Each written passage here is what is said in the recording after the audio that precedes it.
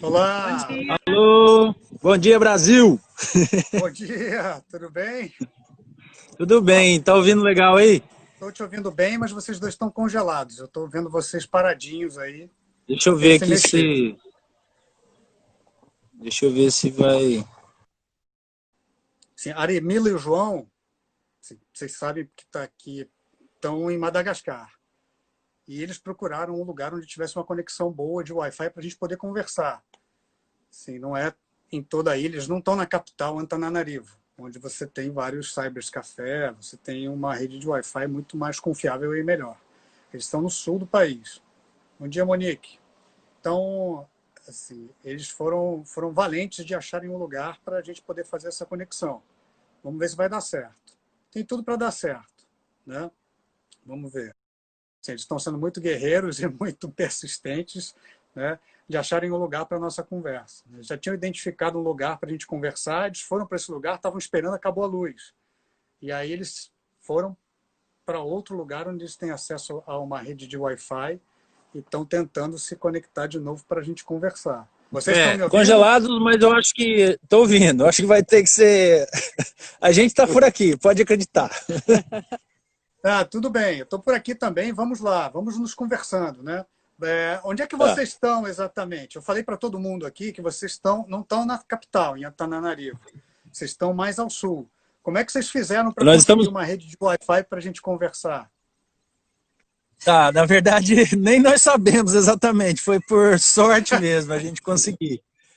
Nós fomos lá para um lugar aqui que é a Unidade 1 da Fraternidade Sem Fronteiras, que fica no centro da cidade, e lá tem internet, tem Wi-Fi. Só que 15 minutos para começar acabou a energia lá, que enfim, é comum acontecer isso por aqui. Só que uma menina que trabalha lá, ela nos disse que tem um hotel que tem gerador.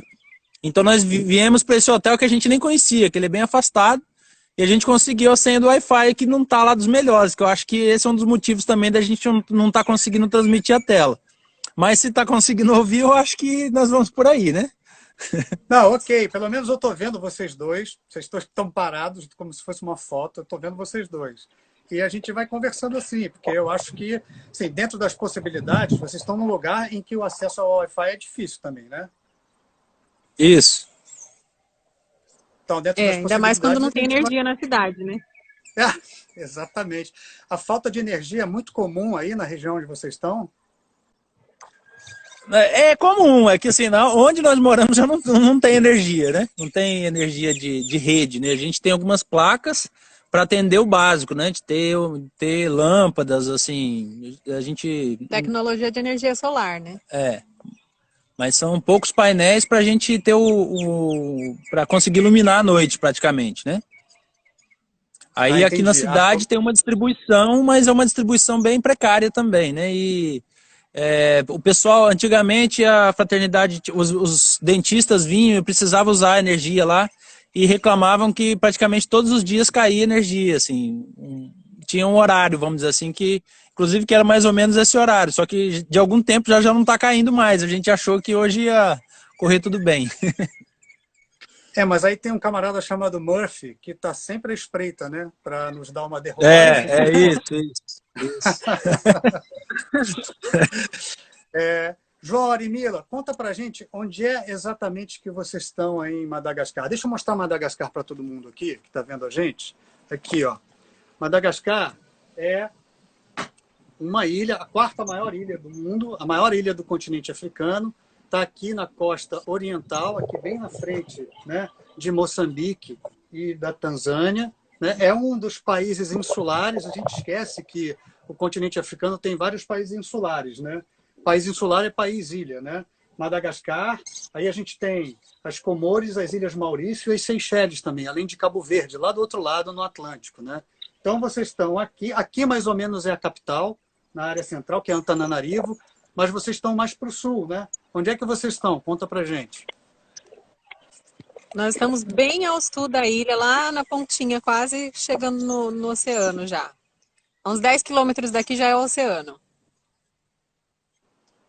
Pouquinho, né? E qual é o nome da região ou da cidade onde vocês estão aí? A cidade é Ambovombe. Região de Andrui. Na região de Andrui. De Android. Se, E vocês se estão escreve falando Android, né? Android. E a Bovumbê, onde vocês estão. E para essas regiões mais ao sul, mais distantes da capital, acredito que, como vocês já explicaram, não tem uma rede de distribuição de energia boa, né? Assim, em alguns lugares nem tem rede de distribuição de energia, onde vocês estão. E os outros aparelhos do Estado estão presentes aí, ou é uma região em que falta esse tipo de assistência, além da luz elétrica? Bom, assim, a gente está distante da a cidade que tem uma estrutura um pouco melhor aqui, que é Fort-de-France, está a 110 quilômetros daqui. Só que esses 110 quilômetros, para a gente fazer ele de carro, só 4x4, né, que chega lá, a gente leva em torno de 5 horas. Então já dá para imaginar como é a precariedade de como as coisas chegam por aqui, né? Então, e agora, ainda assim, por conta do coronavírus, que as estradas estão fechadas, né? Só alguns veículos estão que estão passando nas fronteiras, né? É uma estratégia do governo de barrar, né, os municípios que já foram, as regiões que já foram diagnosticados o coronavírus, eles fecharam as entradas, né? São rotas praticamente únicas que ligam os municípios, então eles trancaram as rotas, então a gente, assim, acontece de vez em quando, por exemplo, não ter combustível na cidade, de faltar água, que a gente compra água mineral aqui, né? De vez em quando falta água, água para beber, né? Para as outras ações, as outras atividades, normalmente a gente tem como comprar por aqui. Muitos tipos de alimento vêm da capital, né, de Antananarivo, passam por uma cidade que é essa mais próxima, 110 quilômetros daqui, que é Fort-de-France, para chegar até aqui. Então é uma viagem longa e como Antananarivo e Fort-de-France já têm casos de coronavírus confirmados, elas estão com as passagens bloqueadas e tem chego bem menos coisas aqui para gente. Imagino, vocês acabaram de citar a Covid. Como é que está a situação aí onde vocês estão? Então, na cidade de Ambovumbê não tem nenhum caso confirmado, acho que nem suspeita por enquanto, mas nessa cidade que a gente falou, né, Fort-de-France, já tem 6 casos confirmados e tem uma outra cidade aqui a mais ou menos 1 hora de Ambovumbê que também já teve 2 casos confirmados. Então está chegando cada vez mais perto, né? E vocês veem aí as atitudes e as determinações do governo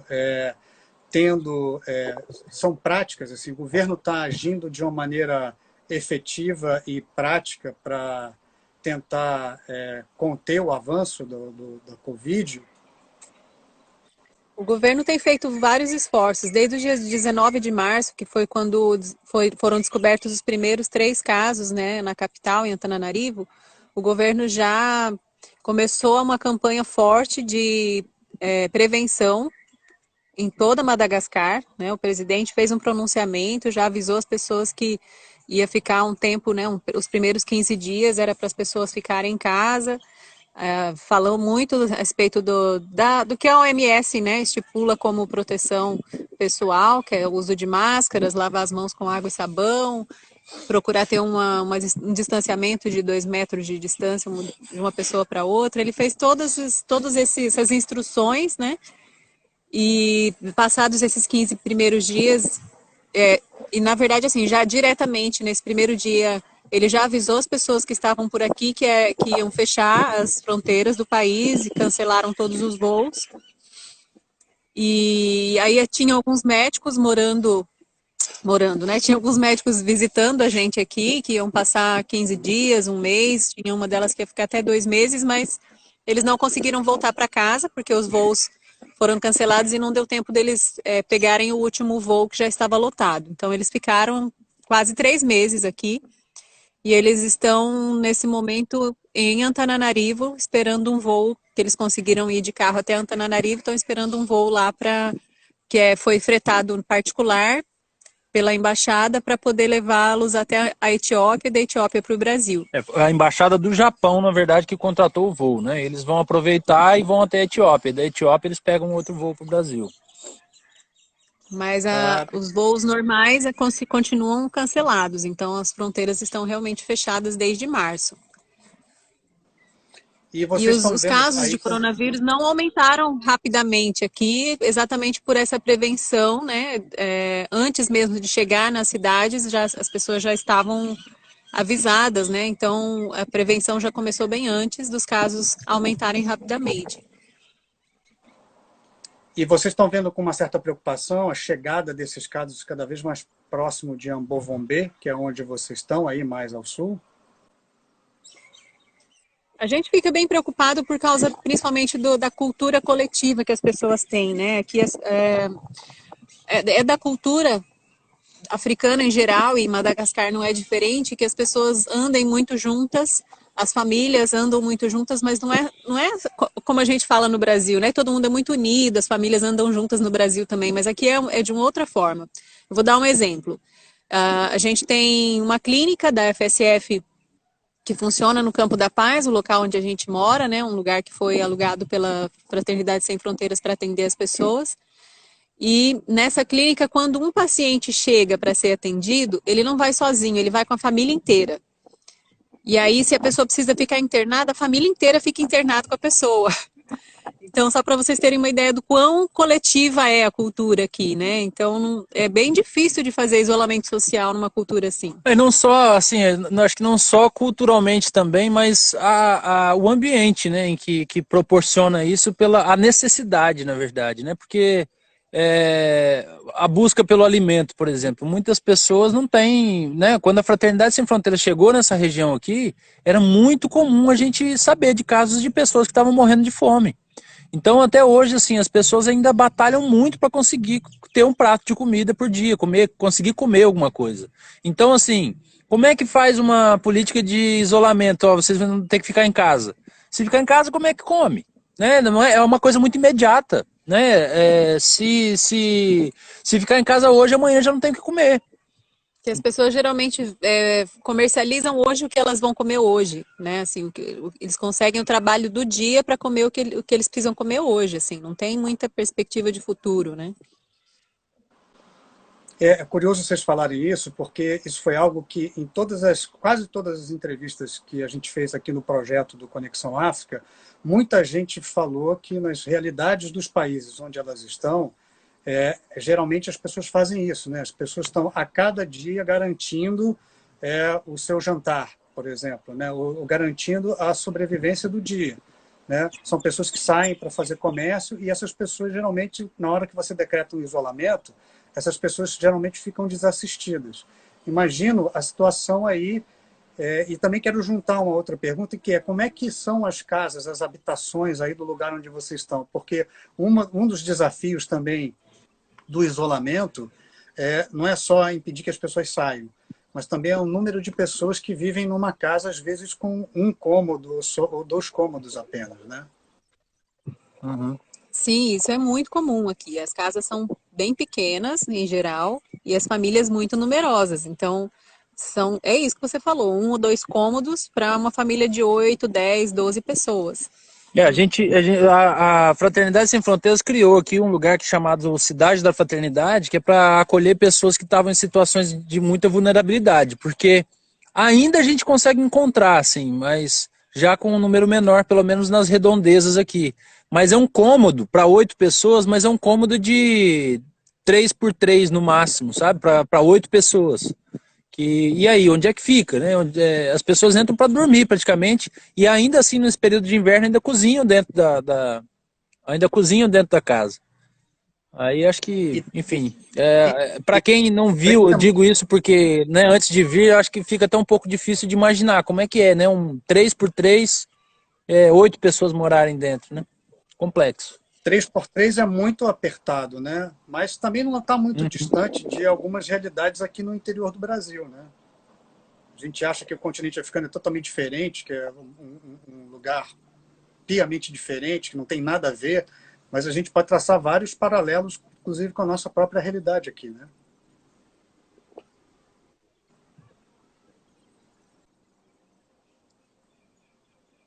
Oi, vocês estão me ouvindo aí? Cortou, eu não consegui entender. Eu não Você estava consegui falando entender. dos paralelos, né, entre Brasil e África. Tem muita coisa que é bem parecido, realmente. Só que o que a gente vê muito aqui, bom, tem tem tantas coisas similares, tem a mesma disparidade social também, né? A gente vê também pessoas que têm muita condição e a grande parte da população com uma condição muito abaixo, né? Só que eu acho que a condição das pessoas aqui abaixo da linha da pobreza, assim, que estão na miséria mesmo, é ainda maior do que o que a gente vê no Brasil, né? E aqui a região que a gente mora, por exemplo, é uma região muito rural. A cidade é bem pequena e, assim, por muitos e muitos quilômetros ao redor é só região rural, não tem nem estrada para chegar nesses lugares. As pessoas andam a pé ou de carro de boi. E mesmo assim passam assim por regiões muito difíceis de acesso, né? E a falta de acesso à água também dá uma condição de vida ainda mais difícil para as pessoas, e principalmente em relação à saúde, né? E tem muita dificuldade em se conseguir água aí na região onde vocês estão? Muita dificuldade. Aqui é uma região de clima desértico, né? Até 110 quilômetros daqui, que é Fordofã, começa uma área bem desértica, porque o relevo em Fordofã é mais alto, tem umas montanhas, mas daí dessas montanhas para cá chove muito menos. Então a paisagem se transforma realmente, assim, a gente vê aquela paisagem bem parecida com a caatinga, né, brasileira, que é bastante cacto e muito seco.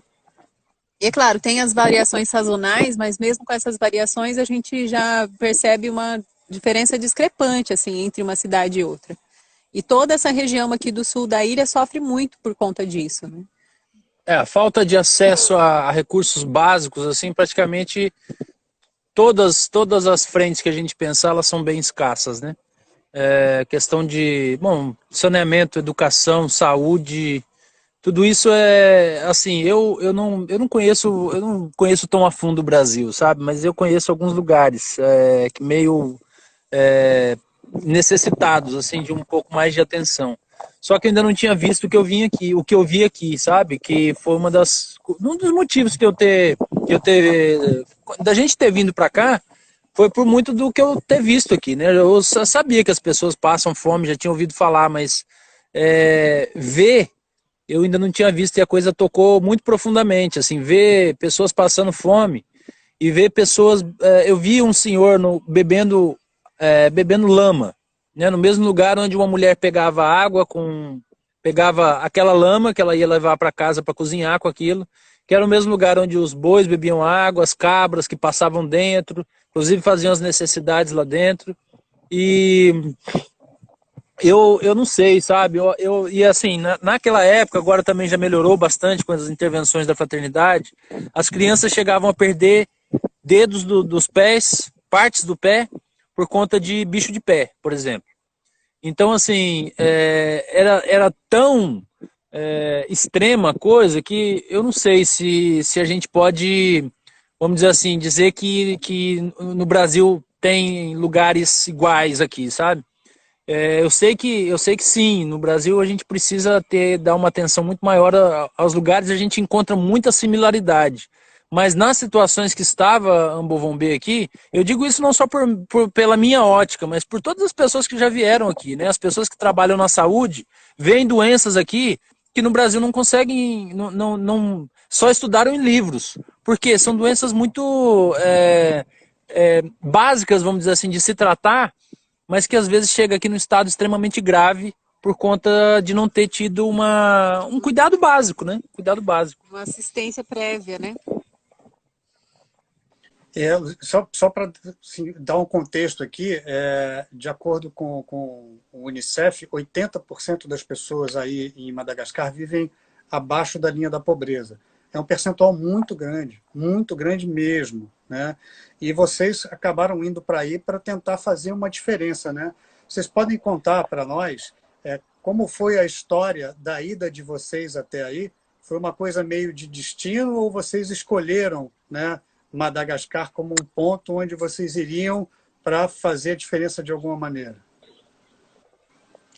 Não, assim, eu vim para cá primeiro, né? Eu vim em 2018 numa caravana que a Fraternidade Sem Fronteiras promove, né? Que Nessa caravana eu vim para conhecer o trabalho, a convite de uma amiga, Gisele Thanos, que me chamou para fazer um trabalho com agrofloresta aqui. Ela tinha ido onde a gente morava, lá no Mato Grosso do Sul, eu plantava lá, ela foi ver o plantio e ela me perguntou se daria para trabalhar com agrofloresta aqui. Eu disse que sim, sem conhecer, porque eu sei que a agrofloresta ela pode ser aplicada em diversos contextos, né? E aqui não seria diferente. E então eu vim em 18, mas quando eu vim, eu falei para o presidente, que é o Wagner, que ele estava aqui, eu falei, Wagner, não tem condições de fazer um trabalho em 15 dias, numa caravana, e voltar daqui no ano que vem. Não vai ter um resultado efetivo, né? Precisa de alguém fazer um trabalho aqui. Aí ele perguntou assim, pode ser você?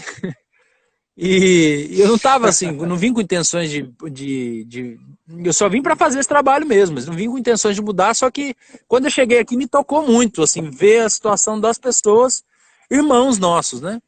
E aí eu relatava isso todos os dias para a Arimila, falava com ela, ligava no final da tarde para contar, e ela já me conhecendo bem, ela já disse, você tá querendo ir para lá, né? Você tá querendo morar aí, né?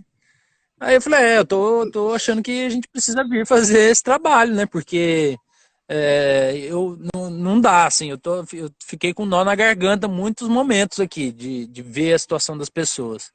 Então, nós voltamos e decidimos que viríamos, ela ainda estava com barrigão, que o João Lucas ainda estava na barriga. Decidimos que viríamos, ele nasceu, então nós aguardamos 9 meses para ele poder tomar as vacinas necessárias. Então nós viemos para ver se a gente consegue aprender, a gente consegue sair um pouco melhor daqui, sabe? Aprender com esse povo que apesar de tudo que vive aqui, ainda sorri. Em resumo é isso, né? Eu ia falar que isso pode dar um livro, mas isso dará um livro. Nós vamos escrever a respeito dessa nossa experiência por aqui. Que bom, porque pelo pouco que vocês já acabaram de dividir com a gente, é uma experiência muito rica que vocês estão passando aí. E você, Arimila? Sim, a gente já ouviu a parte do João, né? A versão do João. E a sua versão? É bem parecida, né? Na verdade foi isso, né? Eu comecei a ver Madagascar, a ver Ambovambê pelos olhos dele, e do jeito que ele foi tocado, eu fui tocada também. E a gente já tinha, assim, conversado muito a respeito de tudo que a gente recebe, né?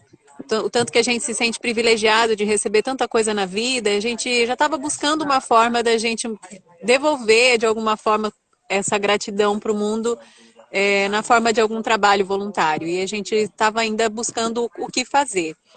A gente já faz trabalho voluntário há muito tempo, né? Antes mesmo da gente se casar, da gente se conhecer, cada um de nós já fazia trabalho voluntário em diversas frentes, inclusive quando nos conhecemos, começamos a fazer trabalho voluntário juntos, né? Quando fomos para o Xingu, as 5 primeiras vezes antes de irmos morar lá, era trabalho voluntário. E aí a gente pensava muito nisso, sabe? De tudo que a gente recebe, tanto de privilégios que a gente tem em relação às outras pessoas, será que o que a gente pode fazer para poder agradecer isso de alguma forma, né? E aí a gente, quando conheceu a Fraternidade Sem Fronteiras, ele, né, veio a primeira vez e a gente viu que podia ser uma forma da gente ter uma segurança, porque é uma instituição muito séria, que faz um trabalho realmente sério aqui. A gente entrou na fraternidade para conhecer e viu, né, através do trabalho que é feito, o quanto a instituição realmente é séria e aplica bem o que os padrinhos, né, doam para a instituição.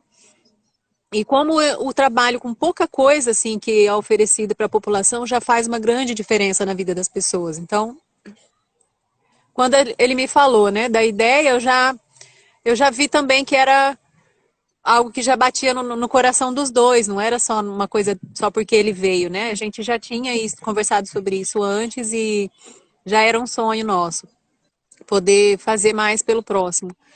E aí então a gente começou a estudar, a pesar, né, colocar na balança, filhos, então começamos a colocar as nossas possibilidades no momento. Como os nossos filhos ainda são pequenos, ainda não estão assim em idade escolar, a gente viu que podia ser uma boa oportunidade da gente vivenciar isso nesse momento e de também trazer para a educação deles, né, através do nosso próprio exemplo de vida, dos valores que a gente tem buscado cultivar com eles, algo que vai ficar para a vida toda, né? E aí a gente decidiu, foi assim. A gente vai voltar a falar dos filhos de vocês e exatamente do que vocês estão fazendo aí. Antes, né, de eu entrar nesse assunto, vocês acabaram de dividir conosco que vocês moraram um tempo no Xingu, né? Quanto tempo vocês moraram lá e a experiência que vocês tiveram no Xingu, de alguma forma, preparou vocês para a vivência que vocês estão acumulando aí em Ambovambê? Olha, a gente pode colocar assim que o Xingu foi um marco na nossa vida, assim, de transformação pessoal. Porque foi lá que nós vimos como é realmente viver em comunidade, né? As pessoas, inclusive, é uma das coisas que eu estou resgatando para poder passar isso para as pessoas, sabe? Algumas coisas que eu acredito que nós podemos aproveitar enquanto sociedade, ver a forma como os povos originários aí no Brasil vivem, né? Que eu acho que é de uma forma muito mais harmônica do que a nossa sociedade tem vivido. Mas uma das coisas que fez assim uma diferença, que isso contribuiu, inclusive, para a gente estar aqui hoje, é que lá nós vimos assim que a importância da gente plantar, né? Eu planto, né? Pessoal, esses dias eu estava falando a respeito disso numa live a respeito de agrofloresta, né? E me perguntaram o que você viu lá, né? E aí, assim, eu vi a necessidade da gente plantar a família, da gente ter a família junto, porque lá é muito comum, os índios eles vão para a roça, eles levam as crianças, eles vão construir uma casa, as crianças estão ali junto, eles vão pescar, as crianças vão junto, as meninas estão aprendendo com a mãe, os pais estão aprendendo, os filhos estão aprendendo com os pais, né? Então, era até engraçado, assim, às vezes quando nós fomos lá de carro, que ia dar carona para um, beleza, a gente falava, tem carona para um, só que quando ia ver, a carona era para a família toda, né? Era justamente isso, assim, da família tá andando junto. E a gente pra gente, sabe? É uma coisa da gente ter essa proximidade, não ser só aquela coisa de semana, a família tá junto, sabe? A gente faça atividades que em alguns momentos elas são diferentes, a gente pode a parte educacional, ela acontece o tempo todo, né? E se nossos filhos forem à escola, né, que a gente ainda está numa conversa a respeito disso, eles não vão deixar de ser educados por nós, né? Nós não vamos terceirizar a educação. Então, para a gente transmitir realmente os valores para eles, a gente tem que estar mostrando, né? Que eu acho que é muito mais fácil quando a gente faz, eles veem o que nós estamos falando, a gente está conseguindo aplicar aquilo que nós estamos falando, do que simplesmente a gente falar da boca para fora, que é importante.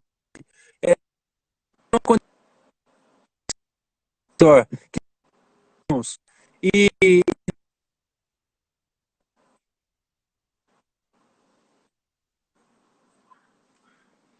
João, eu tô como é que a gente mostra isso? Fazendo. Perdendo um pouco o seu áudio, mas continua, porque você voltou agora. Aí. Tô te ouvindo. Continua. Agora Voltou, estamos ouvindo? Tá ouvindo? Estamos ouvindo. Tá. Então eu não sei. Você precisa dar o exemplo dos valores para os seus filhos. Isso, então, se a gente quer mostrar para eles, realmente fazer, né, o que a gente acredita, né? A gente sabe que o exemplo ele é muito mais valioso do que simplesmente a palavra. E esse exemplo de vida, de família, nós vimos no Xingu. Então, que com certeza nos preparou, tanto é que nós criamos, né? Nós estamos falando aqui por esse canal, que é Uma Família por um Mundo. Nós criamos esse projeto, que é o nosso projeto de vida, né? O nosso projeto de vida é de ver da nossa família, aqui a nossa família sanguínea, né? E a gente entender que nós somos parte de uma família maior e que nós temos também o nosso mundo e existem diversos outros mundos, né? De compreensões. E lá no Xingu foi um mundo que nós vimos, né? Um mundo de possibilidades que a gente ainda quer explorar mais isso a partir do que nós vivenciamos, né? Explorar no sentido de o que nos transformou, como é que a gente pode levar isso para as pessoas para transformar as pessoas também. Então, enfim, o fato da gente estar em contato muito com a natureza nos moldou também, de ver como eles têm um respeito com a natureza, moldou também. Então, o que a gente tira de princípios da natureza para a gente aplicar na nossa vida, né? Eu estou também escrevendo muita coisa a respeito de resolução de conflitos à luz da natureza, porque lá a gente tinha essa convivência muito próxima, né, de floresta, né? Não que todos os lugares têm natureza, mas aquela natureza mais viva, né? A gente consegue extrair muito disso, né? E essa extração ela se faz olhando os próprios índios da forma como eles interpretam as lições da vida, né? As lições da natureza. Com certeza foi um momento de preparação para hoje aqui, enfim, esse trabalho de uma família por um mundo. Acho que para ilustrar um pouco, né, uma questão de visitar, pelo menos, né, uma aldeia, posso falar um pouco assim do como era viver lá, né? A gente vivia num lugar que era uma oca, perto do rio, e não tinha eletricidade, né? Não tinha energia elétrica, não tinha água encanada. E o nosso dia a dia eu era professora, coordenadora pedagógica da escola indígena lá. Então eu convivia ali com as famílias, com as crianças, né? A gente já tinha a Mariana, que é a nossa primeira filha, ela tinha 1 ano e meio quando a gente foi para lá. E a Mariana viveu muito entre eles, né? Tomando muito banho de rio e brincando com as crianças. E, bom, lá na aldeia que a gente morou, nessa etnia, os homens falam a nossa língua, mas não entre eles. E as mulheres só falam na língua deles, inclusive com a gente. Então, em respeito também, né, a cultura deles e também como guardiãs da cultura e da língua, elas mantiveram esse costume, então elas continuam também só falando na língua delas. E as crianças aprendiam a falar português a partir dos 9 anos de idade, elas começavam a ter o contato com português. E era como se a gente desacelerasse tudo e estivesse vivendo num dia isso. Ei, agora estou vendo vocês. Estou vendo meio João e Arimila. Mas eu acho que aparecendo vocês dois aqui na imagem está ótimo de conversar, viu? Vocês estão me ouvindo bem? Está paralisada a imagem? A imagem está parada, mas o áudio de vocês está aqui de novo. Tá, então, eu estava falando do nascimento do segundo filho no Xingu, né? Sim, do AID, não é isso? Isso. Então, E eu da vivenciei percepção toda essa do tempo, gestação. a percepção do tempo que você estava explicando para nós e que eu achei muito bonito isso, né? E provavelmente deve ter um paralelo aí com a percepção do tempo aí também em onde vocês estão aí, né? Sim, então, como tem uma ilustração através de uma frase, né, que o Gil gosta de contar a respeito do tempo, que é assim, tem um amigo nosso indígena que era nosso vizinho lá, um grande amigo que inclusive é padrinho do nosso segundo filho, do Aidê, que é o Iacareuá. E ele falava para as pessoas, né, a pessoa falava assim, então a gente faz isso quando? Segunda-feira? Aí ele falava assim, não, segunda-feira é coisa de branco capitalista, né? Porque o tempo para lá não faz sentido ficar contando segunda, terça, quarta, né? Para eles todo dia é dia e eles vivem muito na presença, né? Então a gente percebia isso na nossa própria vivência com eles. Então quando a gente marcava alguma coisa, a gente não ficava esperando que aquilo ia acontecer exatamente naquele horário, naquele dia, porque é outro tempo, né? Outra vivência. Se fosse possível naquele momento, beleza, mas se não desse para fazer naquele momento, se as pessoas não estavam lá, tudo bem também, a gente se reúne quando for possível.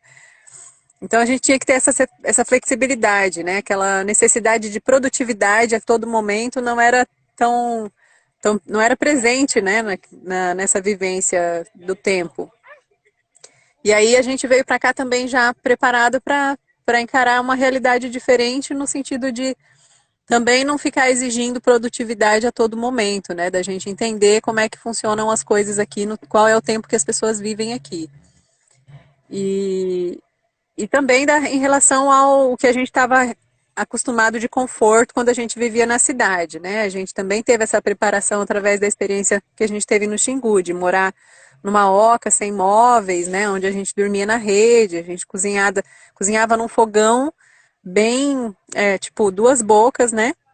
E o que a gente tinha de móvel na casa era uma mesa, um armário de madeira que o Gil fez para poder guardar os mantimentos, assim. Então não era assim, nem perto do que a gente tem morando numa cidade. E aqui a gente já tem uma condição de bem mais conforto do que a gente vivia no Xingu, mas tem a questão da escassez da água, né? O que a gente tinha abundância no Xingu, aqui a gente precisa prezar muito mais, porque aqui a água custa muito caro, não é fácil de ter acesso, né? De encontrar, são poços artesianos, é tudo pago. A fraternidade fornece essa água para as pessoas ali né, na região que vão buscar lá. As pessoas não pagam nada e tem esse acesso gratuito, mas tudo isso por conta dos padrinhos que financiam isso através do apadrinhamento, né? Que dão essa condição para as pessoas. Essa desconstrução que vocês fizeram quando vocês estavam lá no Xingu foi importante também para que vocês pudessem se integrar à cultura local, à maneira como as pessoas vivem, sem querer impor, né, os valores que são os valores ou urbanos ou de quem é do Brasil aí?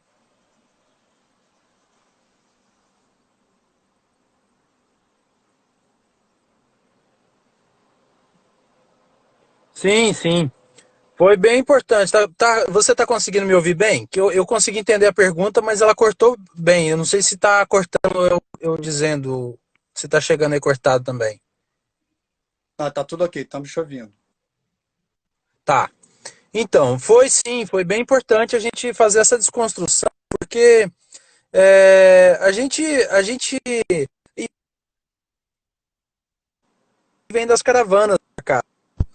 Vem com uma ideia de fazer isso, vou fazer aquilo, e chega aí. Eu falei da desconstrução, da importância da gente ter desconstruído algumas coisas de necessidades nossas, inclusive de tempo, né? De querer. A gente não veio aqui com o propósito de impor nosso trabalho, a gente não veio com o propósito de quem tem as suas soluções, tem a sua condição de fazer melhor, de transformar para um ambiente melhor. Então, esse é o nosso trabalho, de mostrar como é que a gente constrói junto uma nova educação, uma nova forma de plantar, uma nova forma de economia, enfim. Mas isso tudo pautado na própria comunidade, da forma como é que eles trabalham, né? A gente não veio aqui para impor a nossa realidade. A gente veio para construir isso juntos. Vamos continuar? Sim. Vamos Da lá. onde a gente foi interrompido da última vez. Vocês estão com a imagem congelada, mas isso aí já é ponto pacífico. Eu não estou nem preocupado com isso. Eu quero ouvir vocês, quero ouvir as histórias de vocês. Então, se vocês estão ouvindo bem, está ótimo por mim. Eu acho que está ótimo para todo mundo que está com a gente aqui, né? Beleza. A gente estava no momento em que você estava falando, João, sobre esse respeito às práticas locais e encontrar um equilíbrio entre aquilo que você sabe e aquilo que você quer sugerir e a sabedoria, que é a sabedoria local de saber lidar com o solo, saber lidar com a escassez de água e outras questões que você também só vai descobrir quando chega no lugar para trabalhar junto, não é isso? Isso. O respeito, né? O respeito que eu disse que o respeito é a base, né? Para a gente começar um trabalho numa comunidade. Então, eu queria agora até fazer uma certa apresentação de vocês agora nessa segunda parte, como a gente não fez antes, né? Sim. João, você você é engenheiro florestal e agroflorestador. É isso, né? Quem trabalha com agroflorestador, né? Arimila, é bióloga, não é isso? Educadora e doula também, né? Sim. De que forma essas atividades que vocês já faziam aqui no Brasil, de que forma vocês estão colocando essas atividades em prol das pessoas com quem vocês têm contato aí? Cada um nas suas áreas, nas suas especialidades. Bom, eu vou começar então pela minha parte, né? Como educadora, eu vim com o intuito de trabalhar no projeto educacional aqui, porque viu-se a necessidade de ter esse projeto educacional desde a época, um ano antes, quando o Gil veio visitar, né?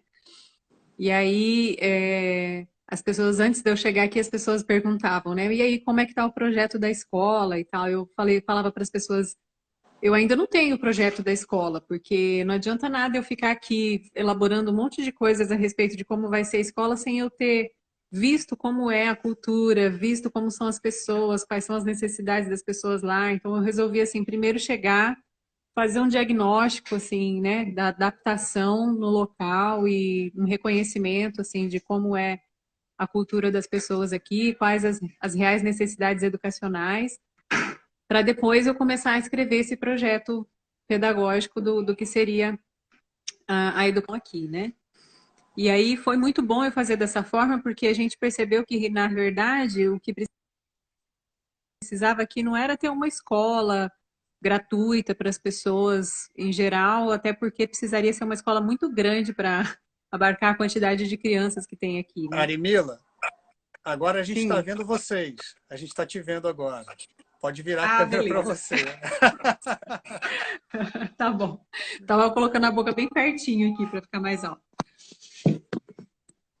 Bom, mas então eu estava falando do projeto educacional, né? Então a ideia era que eu escrevesse esse projeto.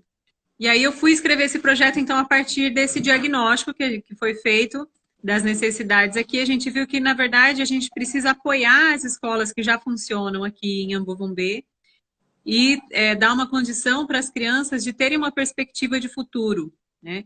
Porque, assim, por que as pessoas estão abaixo da linha da pobreza aqui é uma coisa muito complexa, muito mais profunda do que simplesmente chegar e ver que existe essa realidade, né? Então, a gente precisou estudar mais a respeito disso.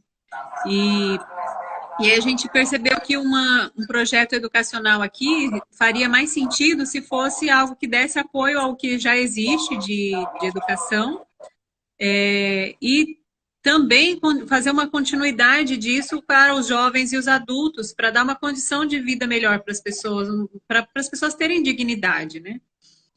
E aí, como a escola ainda não começou a ser construída, tem outras obras acontecendo antes da construção da escola, a gente fez esse projeto como um centro educacional que ofereceria várias atividades, né, para as crianças, no sentido do desenvolvimento delas ser um desenvolvimento mais holístico e mais buscando mais estar centrado, né, no que é de possibilidade real para as crianças daqui e ampliar essas possibilidades para elas, para que elas tenham um futuro melhor. Mas antes da criação física dessa escola, a gente viu que muita coisa podia ser feita para os jovens e adultos que estão aqui em necessidade real de trabalho, né? E que não tem nenhuma formação. Aqui não tem escolas secundárias, não tem universidades, não tem faculdades, né? Nem particulares, assim. Então, as pessoas não têm nenhuma perspectiva de futuro depois do ensino básico. E aí a gente resolveu, então, criar workshops e projetos que as pessoas pudessem, né, os jovens e adultos pudessem desenvolver algum trabalho para conseguir ter mais dignidade na vida, né? E aí a gente começou, então, esses projetos com o que já existia de projeto, dando para eles mais ferramentas em relação à gestão desses projetos, né, principalmente gerenciamento financeiro, que eles não tinham muita noção, aliás, não tinham nenhuma noção. Imagino. E aí, então, a partir desses workshops de gerenciamento financeiro, as coisas começaram a funcionar. E então, temos aqui projeto de biocarvão, temos um grupo de mulheres que fazem artesanato de palha, E temos um grupo de costureiras, que a gente deu o curso de corte e costura, e aí fizemos um grupo, uma cooperativa de mulheres. O que mais? Tem uma padaria, que também tem, né, os funcionários, tem uma gerente, os padeiros, os vendedores da padaria. E a produção de sabão artesanal também, né, sabão e sabonetes fitoterápicos. Então, tem esses projetos funcionando no momento. E mesmo com a situação do coronavírus, a gente ainda está conseguindo manter algumas das atividades dos projetos com mais cautela, né, com mais cuidado, com menos pessoas participando no momento, mas que ainda continuamos. Inclusive, eles já estão, alguns dos projetos já estão se gerindo, né, eles já conseguem se manter por si mesmos sem precisar ter um recurso da fraternidade sendo investido nisso. Como, por exemplo, a padaria, né? A padaria já consegue pagar os seus próprios funcionários, já consegue comprar os seus ingredientes no dia a dia, já está se gerindo, né? Então, foi esse o trabalho na parte da educação que eu consegui contribuir aqui. Como doula, eu estou contribuindo através da educação em saúde com as mulheres, né? Desde da parte de educação em saúde para as jovens e até as gestantes, e fazendo um trabalho junto com a doutora Janaíne aqui, que é a médica que trabalha e é responsável por esse projeto educacional da clínica. E aí, juntas, nós estamos atendendo essas mulheres que são aqui próximos da gente, da comunidade, que são atendidas ali na clínica, né? Então, a gente, antes do Covid aparecer, a gente, né, de todo o alarde do Covid, a gente estava fazendo reuniões com essas mulheres. No momento, a gente não está podendo fazer essas reuniões para não ter o aglomerado de pessoas, mas a gente está se programando para, no futuro, fazer com menos pessoas, num espaço aberto, todo mundo usando máscaras, né? Colocar aí a prioridade na saúde das mulheres. Um pouco da experiência que você trouxe daqui do Brasil, como doula e como uma pessoa que precisa ouvir também, né, para ter troca de saberes, te ajudou nessa aproximação com as mulheres, aí, principalmente as mulheres gestantes ou pós-gestantes, porque eu imagino que uma parte do seu trabalho seja uma orientação pré-natal e pós-natal também aí, né? Isso, são realidades diferentes, né, que a gente encontra aqui da realidade que a gente encontra no Brasil, inclusive culturais. Então, eu estou, assim, ouvindo muito elas para descobrir qual é a realidade delas, né, quais as necessidades delas. A necessidade de cuidado em qualquer lugar do mundo é a mesma, mas a gente pode ter um cuidado mais específico quando a gente conhece as necessidades específicas de cada mulher, né? Então, esse trabalho de escuta é realmente muito importante, ter uma escuta ativa, onde a gente se coloca realmente à disposição e a serviço de cada mulher. E esse é o trabalho da doula em qualquer lugar do mundo, né? A gente tem essa mesma disposição e aqui não é diferente. Então, foi super importante até para os outros projetos, né? Ter essa escuta. A gente, inclusive, fez uma reunião com a comunidade da Cidade da Fraternidade, que é de responsabilidade da ONG, né, da Fraternidade Sem Fronteiras, para reconhecer essas necessidades deles. A gente aplicou uma metodologia através de uma reunião onde toda a comunidade pudesse participar, que foi o Café Mundial. Então, a gente promoveu nessa reunião uma conversa com a comunidade para colher como resultado qual era a principal necessidade deles, né? E o que surgiu como resultado foi a questão do trabalho. Eles sabem que se eles tiverem trabalho, se eles tiverem condições de trabalhar, eles podem buscar comida, eles podem buscar tudo que eles têm de necessidade no dia a dia, inclusive educacionais, né, de saúde, o acesso a tudo está relacionado com o trabalho, né? Treinamento de mão de obra é importante. Eu quero checar isso, eu vou conversar com isso sobre o João, a pergunta que eu vou fazer para o João. Mas antes eu queria te perguntar se você ajudou a fazer muitos partos aí e se o comum, aí, o normal, é as pessoas terem filhos em casa. Sim, na comunidade rural, em geral, é muito mais comum as crianças nascerem em casa, né? Eu já participei de parto aqui, não muitos, porque quando as mulheres chegam com uma necessidade de serem atendidas na clínica, geralmente é porque elas querem ir direto para o hospital, ou porque tem alguma intercorrência, ou porque elas já tinham isso como um plano, né? E aí elas pedem auxílio para a gente, é mais no sentido de transporte mesmo, né? Me leva para o hospital que eu estou parindo. E aí eu já acompanhei dessa forma também, né? Tipo, eu tô querendo... Tem, às vezes, condições que as mulheres, às vezes, não percebem que estão em trabalho de parto, acham que tem alguma coisa errada com o corpo delas, e aí falam, olha, me leva para o hospital que tá acontecendo alguma coisa. E aí eu ajudo elas a identificarem, né? Olha, você está em trabalho de parto, você quer ir para o hospital, o neném vai nascer. E aí já teve ocasiões em que isso aconteceu, né? De eu falar, ó, vamos lá então que você está em trabalho de parto. E aí a mulher vai, nasce o bebê. E realmente é muito mais comum que as mulheres deem à luz aqui em casa. E elas têm, na verdade, as comunidades têm parteiras e a gente tem feito um trabalho na clínica de reunir essas parteiras até para conhecer, né, quais são as condições de trabalho que elas têm, porque às vezes falta muito material que proteja, né, essas mulheres de infecções, por exemplo, e também para poder dar um auxílio, um suporte técnico para elas, né? Porque são as que a gente chama aqui as matronas. São mulheres que têm saberes antigos, né? De prática mesmo, de partejar, e que precisam desse, às vezes, de um apoio mais específico, um apoio técnico, né? E aí a gente tem feito esse trabalho com elas aqui. Isso é importante. Você acabou de falar dos saberes ancestrais e dos saberes tradicionais. Segura isso aí. Segura que a gente vai voltar a falar disso aí. João, agora você, assim, da sua especialidade aí, né, que você levou para você ajudar a treinar a mão de obra aí, como agroflorestor e como engenheiro florestal, né? O que você está usando do seu saber para dividir com as pessoas e de que maneira você vê aí o seu trabalho também de treinar a mão de obra. Eu não vou nem dizer qualificar, porque todo mundo tem uma qualidade, né? Então, você está aí treinando a mão de obra, não está qualificando, né? Assim, as pessoas já têm qualidades e elas já têm um saber aí de como utilizar a terra, ou um pouco de saber, né? De que maneira você está dividindo isso com as pessoas e você está usando aquilo que é a tua especialidade e o seu saber para dividir com as pessoas que estão aí. Bem, a forma como eu trabalho com agrofloresta, eu aprendi com um suíço que ele mora no Brasil, chamado Ernst Goethe.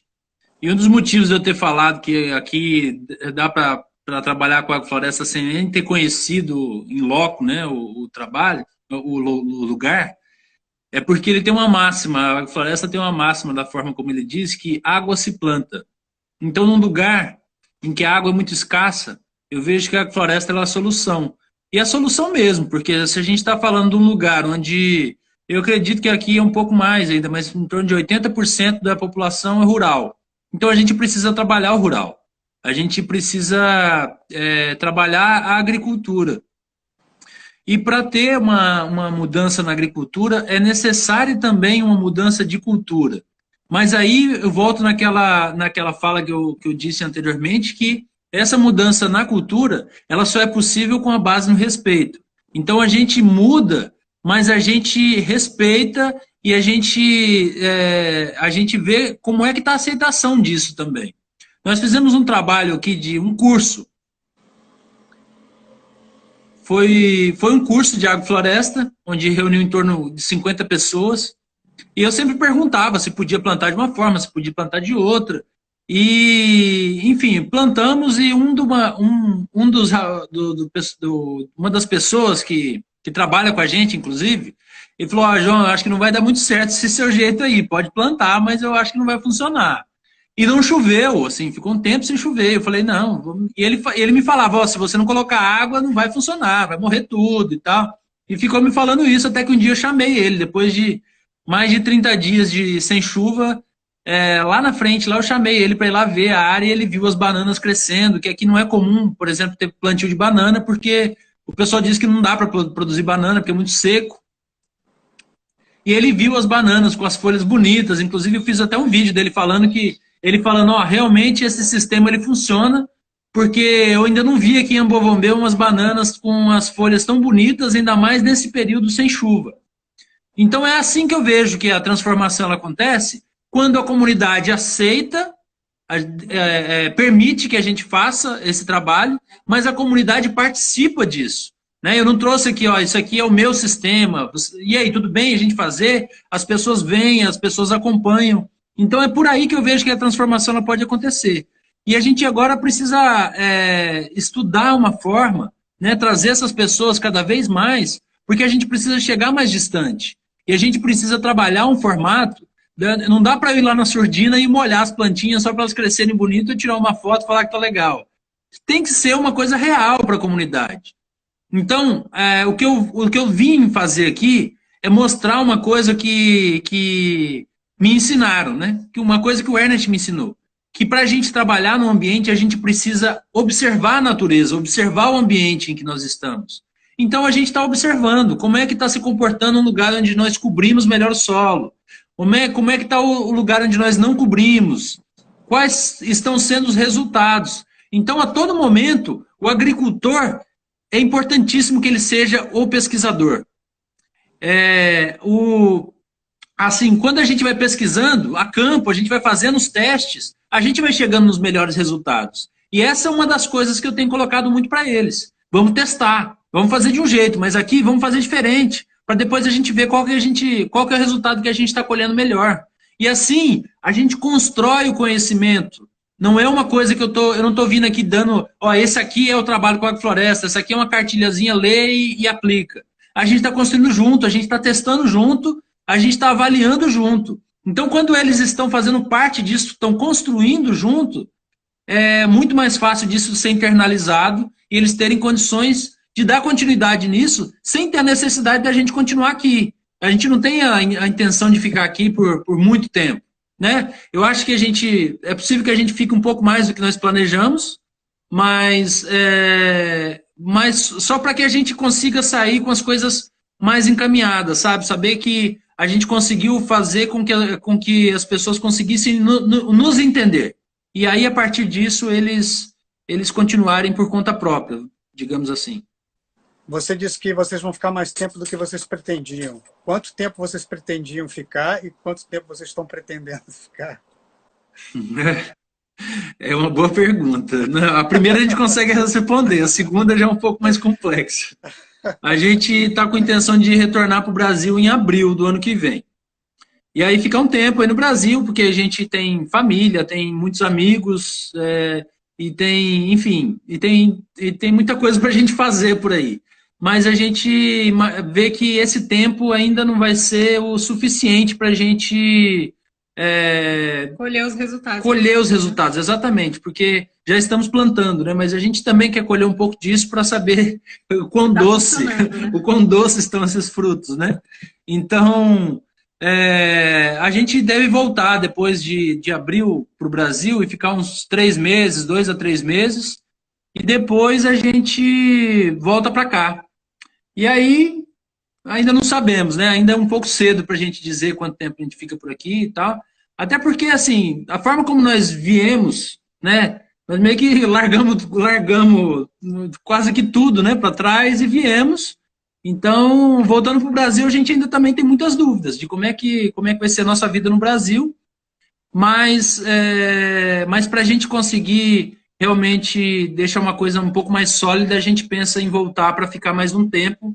E aí, enfim. Porque tem essa questão que você trouxe antes, né, Alexandre, de como as pessoas veem o branco quando chega, né, de uma cultura diferente e muitas vezes querendo impor uma tecnologia nova, né, vamos dizer assim. E quando a gente chegou, a gente percebeu muito um padrão de pensamento das pessoas aqui, de realmente pensarem que a gente veio trazer a solução e que eles estavam aqui só para receber essa solução, né?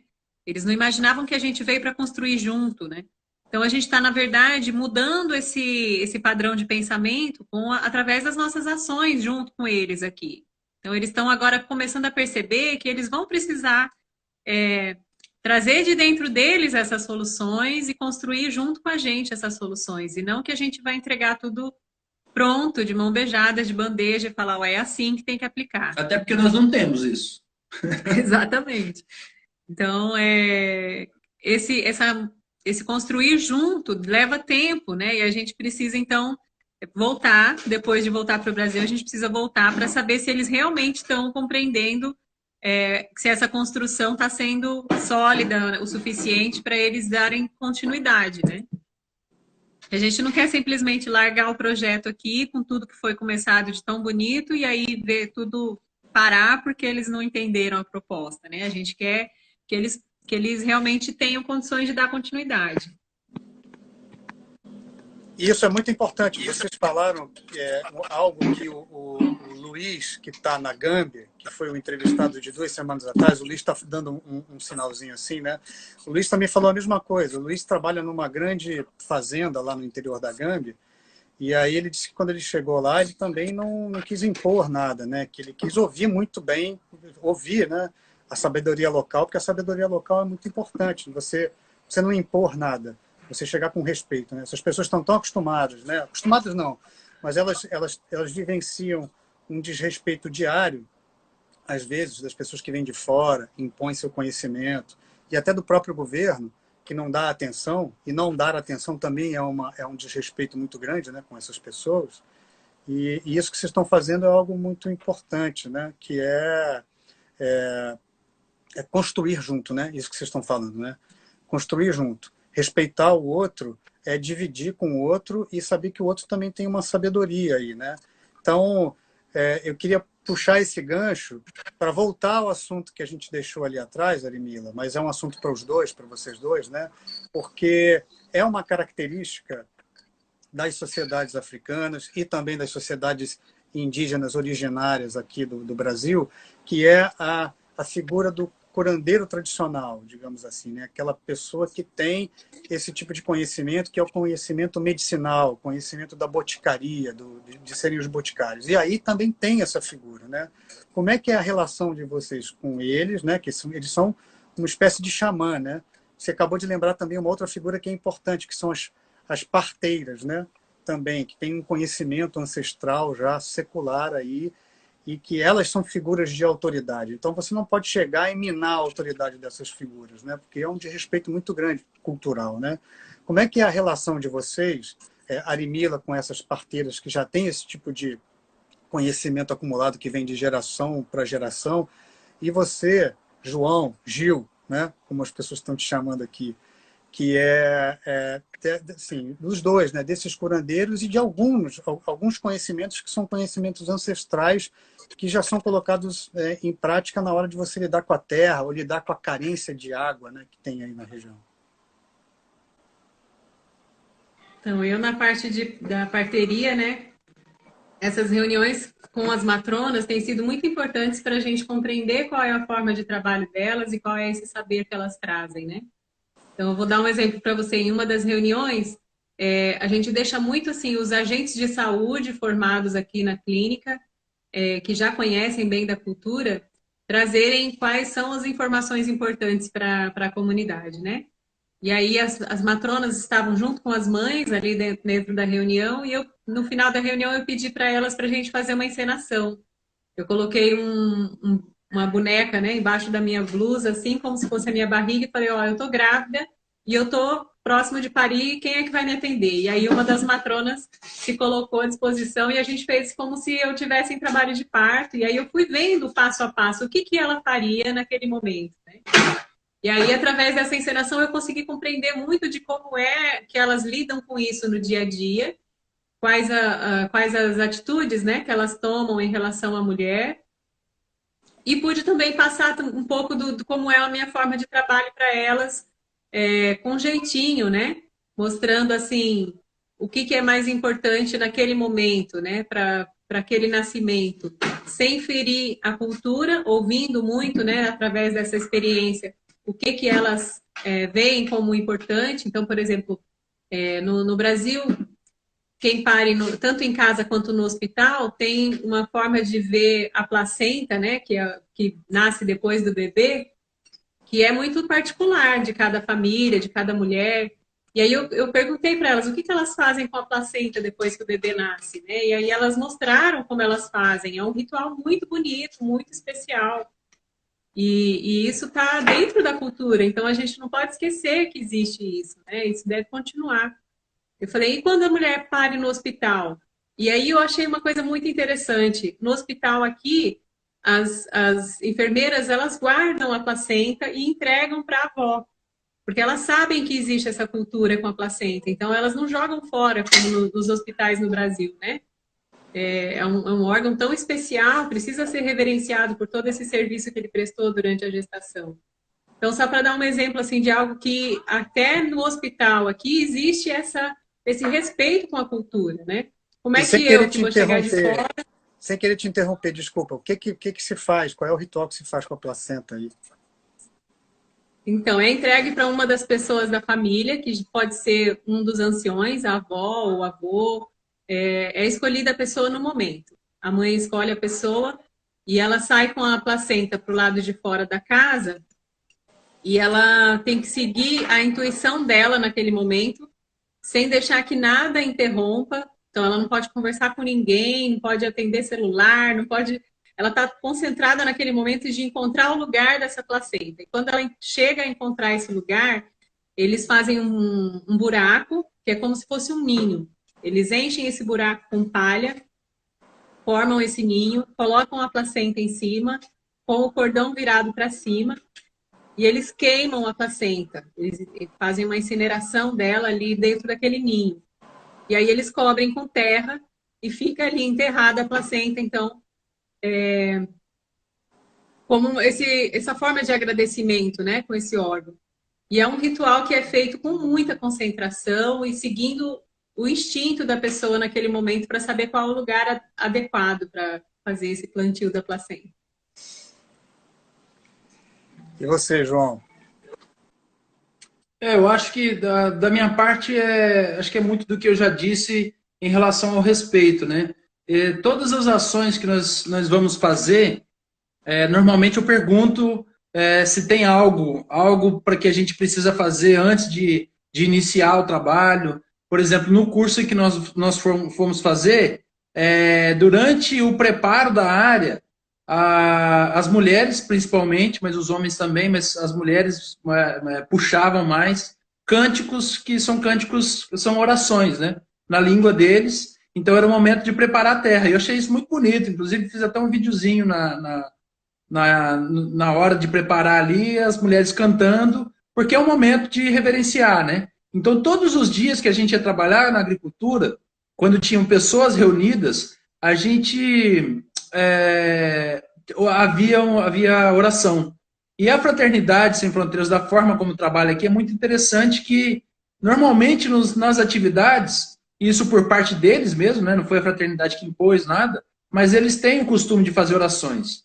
Mas o mais interessante é que as pessoas convivem mesmo com religiões diferentes. Então a gente vê, às vezes, no mesmo espaço, manifestações de religiões diferentes. Cânticos de uma religião, cânticos de outro, orações. Então, sempre eu tenho buscado fazer isso, sabe? Antes de fazer uma ação que eu ainda não sei como é que a cultura faz, como é que eles lidam com isso, eu pergunto. Eu pergunto se tem alguma forma, se, dependendo do lugar onde a gente vai plantar, por exemplo, eles têm um cuidado muito grande com os lugares onde sepultam as pessoas, né, os cemitérios aqui. Então tem lugares que a gente não pode nem adentrar, tem lugares em que não é respeitoso plantar muito próximo, então a gente conversa com os donos para a gente pedir autorização. Se ele estiver de acordo, a gente mantém a distância, a gente coloca uma cerca para não acontecer de pessoas ficarem andando por ali, para que a gente não possa ser desrespeitosos com a cultura que eles têm. Isso é muito importante. A gente tem vários exemplos, né? Em cada um dos projetos a gente tem o início, né, de cada dia de trabalho tem essas orações e o final também do dia de trabalho tem as orações. Exato. E isso que vocês estão falando é algo muito bonito, que é, assim, se integrar, entender o outro, respeitar os ritos, os rituais, né? Para além disso, né, qual é a importância, né, a Ludmila que está com contato direto também aí com o posto de saúde, o hospital local, né? Qual é a importância da medicina tradicional aí? Ela vocês encaram ela como uma aliada, como complementar? Como é que é essa relação com o saber tradicional da medicina, do uso das plantas e das ervas aí? Interessante essa pergunta, Alexandre, porque aqui quando a gente chegou, a gente já encontrou um trabalho sendo feito, né, com a doutora Janaíne na clínica. E a doutora Janaíne, ela é uma médica muito diferente do que a gente estava acostumado a ver no Brasil e do que a gente esperava, inclusive. Porque ela não trabalha só com a medicina tradicional.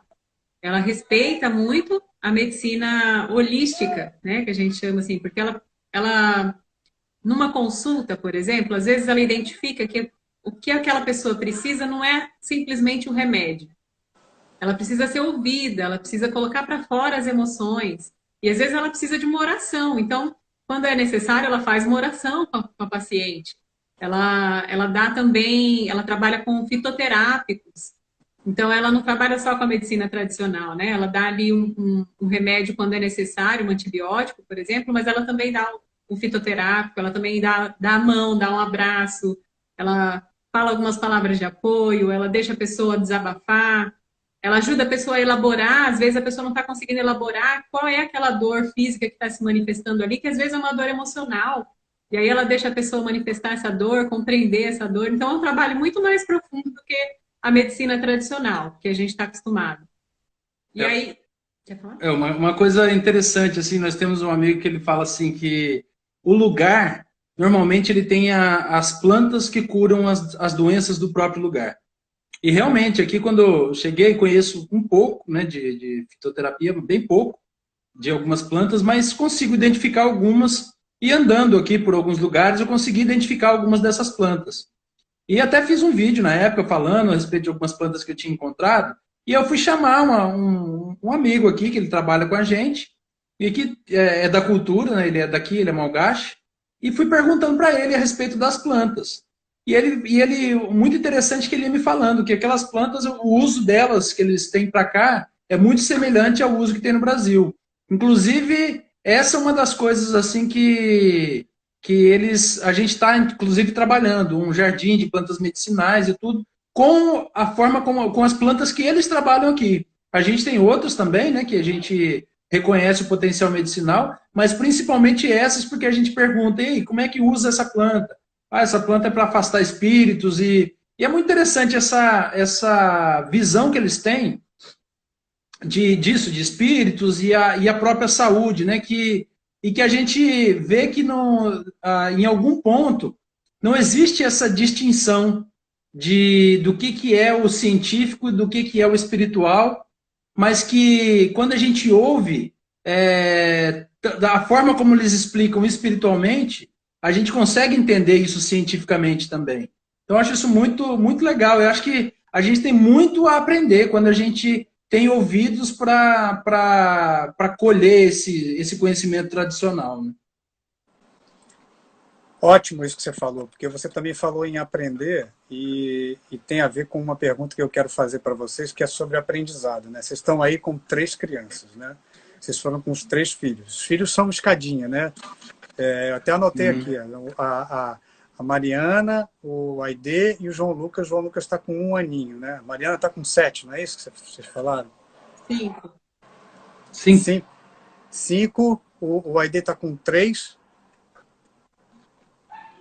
E o João está com 1, não é isso?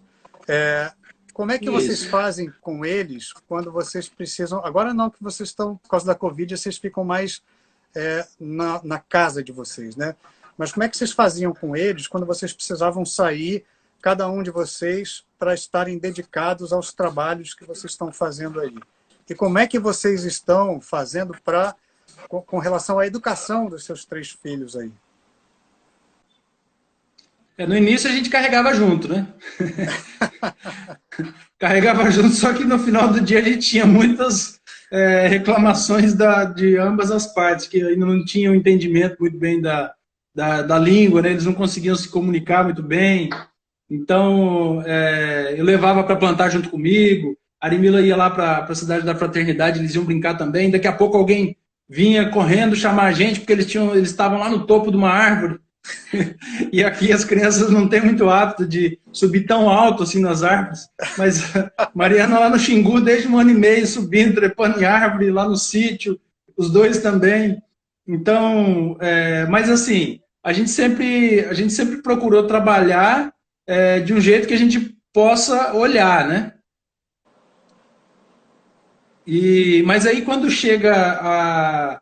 Quando a gente já tem uma dedicação que ela necessita um pouco mais de cuidado, aí a gente teve que agora pedir o apoio de uma mulher que trabalha, né? Trabalha com a gente. Quando a gente precisa, ela dá um apoio com as crianças. Né? Agora mesmo, se a gente estivesse falando aqui, eles iam estar correndo por aqui, pai, mãe, e não ia acontecer essa live. Então, eles estão com ela lá agora. Inclusive estudando inglês e francês. Então, inclusive, essa pessoa que a gente conseguiu para cuidar deles, ela é malgache, e aí ela também ensina malgache para eles, porque ela conversa com eles em malgache. Que ótimo. E como é que vocês estão fazendo com a educação deles? Como é que vocês fazem isso no dia a dia? Então, desde antes da gente vir para cá, a gente já tinha escolhido fazer a educação deles até pelo menos os 7 anos da Mariana, a gente já tinha escolhido fazer homeschool, né? Que é a educação em casa. Eu sou educadora, então já tenho uma certa facilidade para ter esse olhar, né, educativo, então já tinha programado várias atividades e aqui não é diferente, assim, sempre que eu estou em casa com eles, eu tenho me dedicado a ficar mais tempo, principalmente na parte da manhã com eles, e aí eu faço as atividades com eles, quando o Gil chega em casa ele também faz, a gente brinca muito juntos, a família toda junta, né, e aí através desse brincar a gente ensina, e então é isso, a gente tem feito homeschool. E tem funcionado? Está funcionando bem. Às vezes a gente, quando está com muita atividade no projeto, às vezes não dá para a gente estar mais próximo deles. Mas, ao mesmo tempo, quando a gente pode estar junto, a gente senta e conversa e vê o que eles aprenderam também com as outras pessoas, porque a gente é uma comunidade, né? A gente também não educa sozinho os nossos filhos. Tem até um dito africano que diz, né? É preciso toda uma aldeia para educar uma criança. E eles não estão sendo educados só por nós, tem todas as pessoas ao redor, né? Inclusive, eles sentem muita falta quando não tem caravana, porque eles gostam de receber visitas, né? Interagir com as pessoas, falar português, porque é uma coisa meio difícil aqui, né? Então, eles sentem muito quando não tem muita gente vindo de fora, como agora. E aí eles estão... Resistiu bem até cair, né? O Wi-Fi, né? Arinila e João, Gil, né? Vocês estavam falando que os filhos de vocês estão aprendendo francês, inglês e malgache, ou malgache, né? Que é a língua local, né? Sim. E vocês? Como é que vocês se comunicam com as pessoas aí? Em que língua vocês se comunicam? Então, eu acho que nada é por acaso, né? Quando eu cheguei, eu fiz uma solicitação amigo da coordenação para conseguir uma pessoa que traduzisse, mas que fosse uma mulher, para que eu pudesse falar de coisas mais ligadas ao universo feminino com as mulheres, que elas ficassem mais à vontade para compreender também, né? E aí, graças a Deus, ele conseguiu uma tradutora malgache que fala muito bem inglês e francês, e eu me comunico com ela em inglês e ela traduz para mim do malgache. E o Gil também melhorou muito o inglês dele desde que veio para cá, está praticando mais. Meu inglês é muito mequetrefe. Ainda não está lá aquelas coisas, mas já consigo, já estou me virando bem. Porque aí é uma ex-ocupação francesa, né? Então, além do malgache, algumas pessoas falam francês, mas não é todo mundo. Aí onde vocês estão, não é todo mundo que fala francês, né? Assim, mas nas grandes cidades deve ter um percentual de pessoas que falem francês, mas aí nem todo mundo, né? Nem todo mundo, especialmente as pessoas que não tiveram oportunidade de frequentar muito tempo a escola, né? Então, as pessoas que a gente convive no trabalho, geralmente são pessoas que não frequentaram muito tempo a escola. Então, eles não falam francês, eles falam só malgache. Mas os líderes Ubuntu que trabalham aqui com a gente, né, a doutora Janaíne, eles falam inglês e francês fluentemente. Então, a gente consegue se comunicar através do inglês com eles. Que bom, que bom. Se a gente fosse pegar a experiência de vocês aí, esses 6 meses, né, que vocês estão aí, né? 7 meses, né, que vocês estão aí, 7 não, 8, né, de novembro do ano passado até agora, a gente está em junho, o que vocês diriam, assim, que foi o que vocês mais aprenderam aí, estando aí na prática, assim, estando aí, vivenciando, morando, se relacionando com as pessoas? O que vocês mais aprenderam? O que fez a diferença para vocês estando aí? Bom, nós temos muita coisa para agradecer, né? Nós temos uma vida maravilhosa.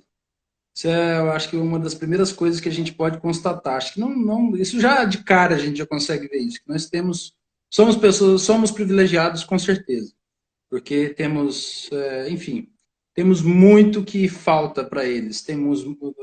Enfim, não dá para, acho que, quantificar o tanto de coisas.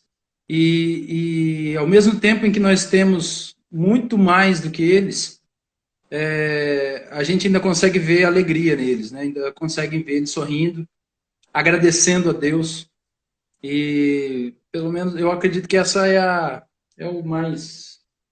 Eles têm uma força espiritual muito grande. Isso certamente é uma coisa que tocou profundamente a gente, né? O que chamam de resiliência, né? Eu chamo de força espiritual, que é o que mantém eles em pé. São pessoas de muita fé, pessoas de muita esperança, mesmo sem ter muita perspectiva de futuro, eles têm esperança, sabe? Eles acreditam que as coisas vão melhorar. Então, isso é uma coisa que a gente tem aprendido muito, que ficou muito forte pra gente. Mas tem muitos aprendizados, né? Se a gente pudesse falar, assim, mais uma live só sobre o que a gente está aprendendo aqui.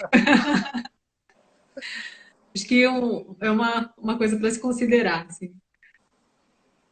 Ok. Deixa eu fazer uma última pergunta para vocês. João, Gil, você falou uma coisa muito bonita, que é o fato de você plantar a família, né? É importante plantar a família. Que família vocês dois acham que vocês estão plantando aí? Olha, assim, a gente acredita que a gente tem que plantar filhos, né, para a liberdade. A gente tem que ensinar para eles o que é liberdade.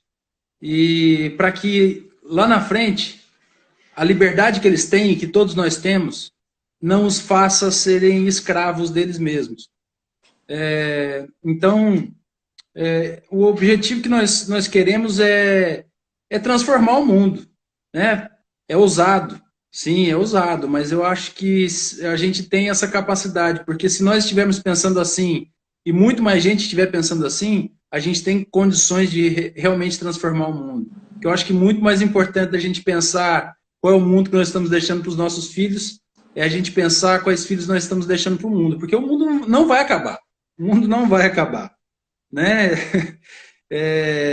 O ser humano ele pode passar algumas pelejas, né, como nós estamos passando. Então nós precisamos de pessoas para transformar o mundo, né? E não que o mundo transforme as pessoas. Porque se a gente tem condição de fazer isso e mostrar isso para os nossos filhos, da nossa necessidade de cuidar da nossa casa, né? Que o fora não existe, né? Que nós todos somos irmãos e moramos na mesma casa, e que precisamos de cuidar dela e precisamos de cuidar um dos outros. Eu acredito que, enfim, é meio jargão dizer isso, né? De que vamos ter um mundo de paz, alguma coisa, mas realmente é o que nós acreditamos. É porque não teríamos vindo aqui se não acreditássemos nisso, de que nós temos condição de ser a mudança que queremos ver no mundo, né? Então, essa é a família que eu espero que nós possamos plantar. A Arimila, ela é mais poética do que eu, ela acho que pode falar um pouco mais bonito disso que eu disse. Eu acho que, não mais poética, mas eu acho que inclusive sou mais prática, sabe? No sentido assim, no dia a dia com as crianças, o que eu percebo, né? Com a Mariana, por exemplo, que já está numa idade mais desenvolvida, e que desde que nasceu a gente já percebeu essa nova geração de crianças que estão vindo, quanto elas já vêm acordadas, né, para coisas que talvez nós, quando nascemos, não estivéssemos, que é assim, saber o quanto nós ainda somos imperfeitos, todos, né, sem exceção, e da nossa medida em relação ao outro, né, saber que somos todos iguais, que não temos ninguém que é maior que a gente, mas que a gente também não é maior que os outros, né?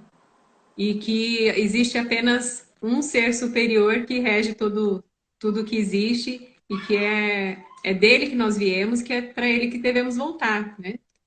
Então, tudo isso, desde bem pequena, por exemplo, a Mariana já faz esses questionamentos para a gente. E, inclusive, no dia a dia, né, com as emoções dela. A gente tem que aprender a lidar com as nossas próprias emoções para poder, no exemplo, demonstrar para ela como ela pode lidar com as emoções dela, como o Aidê pode lidar com as emoções dele. Então, o desafio é a gente se transformar. Uhum. À medida que a gente se transforma, a gente está ensinando eles também a como eles podem ser melhores para o mundo, né? Porque ela nos questiona por que as crianças aqui passam fome, por que elas não moram em casas muito pequenas. E, enfim, a gente conversa muito a respeito disso, né? Porque a gente imagina que eles crescendo com esse pensamento de olhar para o próximo, por que eles estão nessa situação, a gente tem condições de que, quando eles cresçam, eles possam também contribuir para a melhoria da vida de quem tá precisando. A Débora deve conhecer vocês, porque está tratando vocês como Gil e Mila. Está dizendo aqui, lindo. Conhece lindo, bem. E lindo mesmo. É mamãe, Alexandre. Oi? É a sogra. É a sogra. Ela está em todas as lives, Alexandre. Ela acompanha o nosso trabalho. É fã número 1. Fã número 1. Muito bem, mas ela tem que ser fã mesmo, porque o trabalho que vocês estão fazendo e esse conhecimento que vocês estão dividindo com a gente aqui, é motivo de muito orgulho, não só para ela, mas para todas as pessoas que cercam vocês e que conhecem vocês. E aí eu queria agradecer demais essa nossa conversa. Foi uma conversa que foi uma peleja, como você mesmo disse aí, né? Cheio de trancos e barrancos, mas foi uma conversa que funcionou, foi bonita. Eu quero agradecer demais a generosidade de vocês terem cedido o tempo de vocês para a gente conversar, de terem dividido as experiências de vocês aqui nessa conversa. Muito obrigado. Sim, a nossa conversa, alguém andou perguntando aqui, a nossa conversa vai ficar publicada aqui nos posts, nos meus. E o canal do Conexão África, daqui a alguns dias eu publico a nossa entrevista lá no canal do Conexão África no YouTube, e o link está nos meus stories, tá? Porque o endereço que o YouTube dá é muito complicado da gente ficar divulgando aqui, né? Tá? Então, agradeço de novo a vocês, muito obrigado. Sei que aí está tarde, né? Vocês estão a 6 horas de diferença daqui, então quero agradecer de novo. Vocês terem sido tão generosos com o tempo de vocês, com a sabedoria de vocês, terem dividido com a gente. Muito obrigado, viu? Legal. Nós agradecemos também a oportunidade, que a gente vê que é importante, sim, a gente conhecer o mundo, conhecer as necessidades que o mundo tem, né? E a gente, acredito, conseguiu talvez passar alguma coisa enfim. Quero te agradecer pelo convite, Alexandre, porque para a gente cada pergunta que você fez foi uma forma da gente também refletir sobre o nosso trabalho, sobre quem somos, o que estamos fazendo aqui. Então foi super importante também ter esse contato com você. Gratidão. Valeu. Foi um prazer conhecer vocês. Gratidão também. Muito obrigado. Bom trabalho para vocês e eu espero encontrar vocês quando vocês voltarem aqui para o Brasil no ano que vem. Legal. Valeu. Isso aí. Gratidão aí também todo mundo que está assistindo a live. E sigam aí também o nosso canal e Uma Família por um Mundo para conhecer como é que estamos fazendo esse projeto acontecer. Exato, Uma Família por um Mundo. Né? Obrigado, Legal. gente. Muito obrigado. Bom trabalho para Valeu. vocês. Tchau, tchau. Protejam-se. Tchau.